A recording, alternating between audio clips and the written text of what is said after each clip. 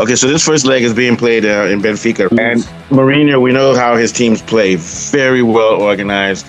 It's going to be hard to break them down in defense. They're going to sit to mid to low block, and if you dare give up the ball to them in the transition, 1, 2, 3, and they score. And they're going to be playing in Benfica against the Real Madrid team, which even when it's healthy is in disarray.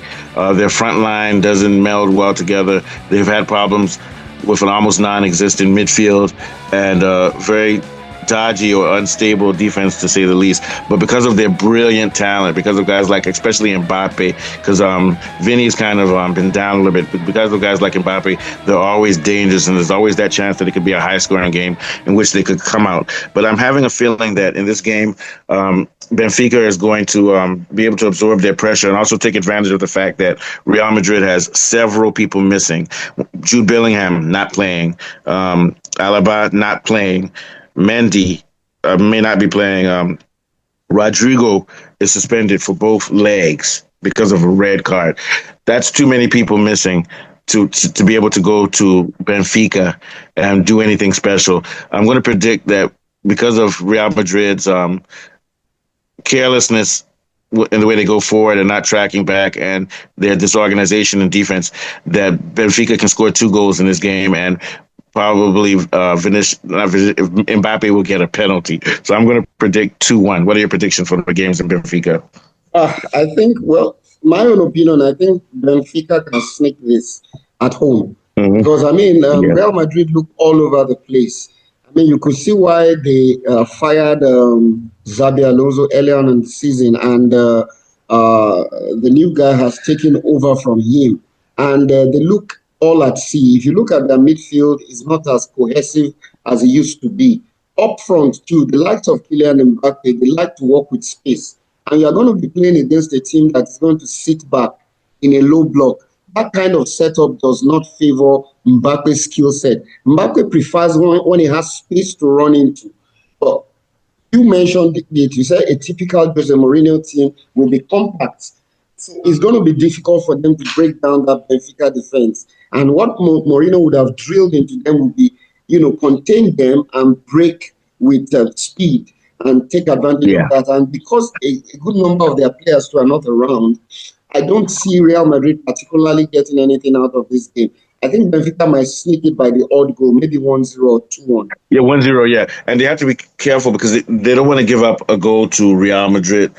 Because when you go back to the Bernabeu, that team, no matter how many injuries Real Madrid has, or whether they're in disarray, they play an elevated game there. As long as they've got Vinny and Mbappe, even though Rodrigo won't be playing, this is the type of atmosphere that Mbappe loves.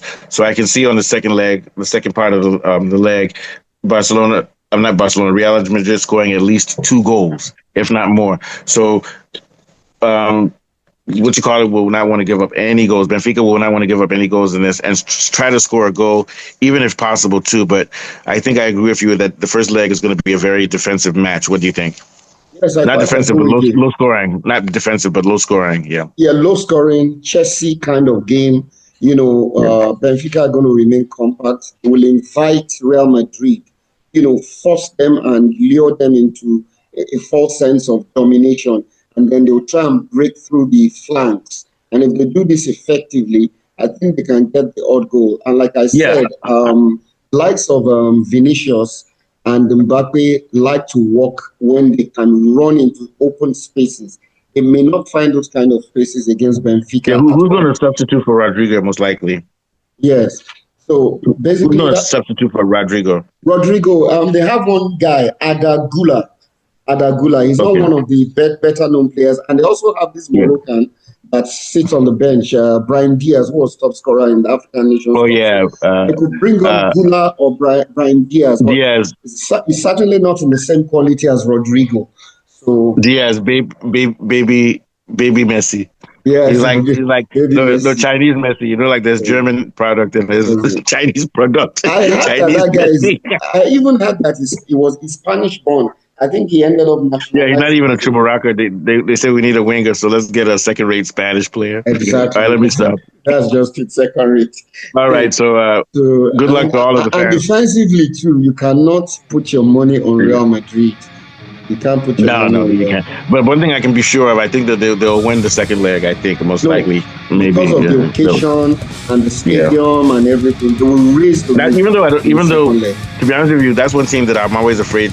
Like, even though Barcelona beats them most of the time, Real Madrid is a dangerous team that no matter what, nobody likes to play them, because when you play them, you always have to keep an eye on Mbappe. If you don't keep an eye on him, that guy will score 3 or 4 goals.